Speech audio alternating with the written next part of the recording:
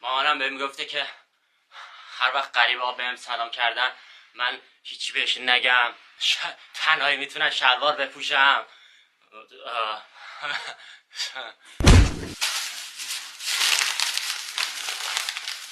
بابا برم خاکی گرفته.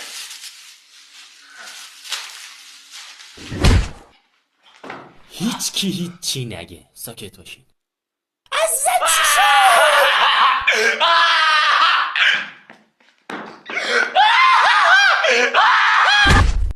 ایوا کوچولو اسمت چیه؟